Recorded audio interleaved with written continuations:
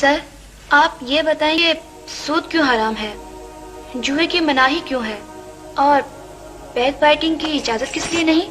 بس یہ حکم ہے کلثوم بی بی، اور حکم کے لیے کوئی دلیل نہیں ہوتی۔ لیکن ہم تو کسی بات کی دلیل مانے بغیر یا اس کی لاجک سمجھے بغیر اسے تسلیم نہیں کریں گے۔ ہم پڑھے لکھے لوگ ہیں۔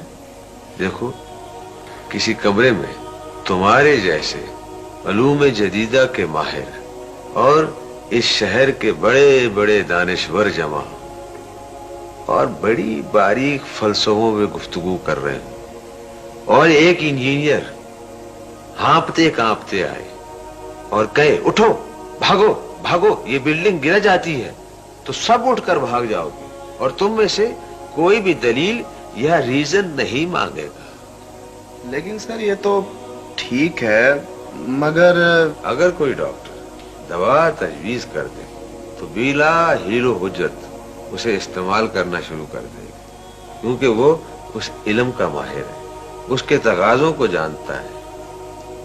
اور کوئی دین کا عالم کوئی بات بتائے تو 100 مسئلے نکالیں گے، 100 باریکیاں نکالیں گے، مسلسل اعتراض کرتے چلے جائیں گے۔ مولویوں کی بات کیسے مان لے سر؟ ان کے تو آپس کے اختلاف ہی ختم نہیں ہوتے، اب کس کی مانے اور کس کی نہ مانے۔ اتنی دیر میں یہی تو بات کر رہا تھا اور ہم پھر وہیں پہنچ گئے۔ دیکھو بی بی، اختلاف کہاں نہیں ہے اور کس میں نہیں ہے۔ وکیل حضرات کو دیکھو، وہ ایک ہی واقعے میں ایک دوسرے کے خلاف ہوتے ہیں، جھگڑتے ہیں، خوب جھگڑتے ہیں، خوب جھگڑتے ہیں، اور ان کے جھگڑنے کے لیے تو کٹہرے بنائے جاتے ہیں، اسپیشل قسم کا فرنیچر بنایا جاتا ہے کچہریوں میں۔ ہاں، تو میں کہہ رہا تھا کہ ڈاکٹروں میں بھی اختلافات ہوتے ہیں اور خوب ہوتے ہیں۔ وہ یہی سوچتے رہتے ہیں کس کا علاج کرے اور کس کا نہ کرے، اور ان کے اختلافات کبھی ختم ہوتے ہی نہیں۔ یہ تو ہم نے کبھی سوچا ہی نہیں تھا سر۔ لیکن سر اس کی وجہ کیا ہے کہ ان کا جھگڑا اور اختلاف ہمیں اختلاف نہیں لگتا، اور ان کا لگتا ہے جو بڑی شدت کے ساتھ؟ ہاں، اس کی وجہ یہ ہے اپنا کلثوم، وجہ اس کی یہ ہے کلثوم بی بی کہ جو بات کسی کو کہنی ہوتی ہے اور اس کی ضرورت محسوس کی جاتی ہے، اس کے خلاف اور ناخلاف کی پرواہ نہیں کی جاتی۔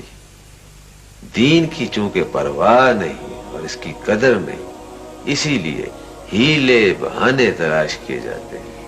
شاید اس کی وجہ یہ ہو سر کہ جان اور مال چونکہ زیادہ عزیز ہوتے ہیں اور لوگ ان کے…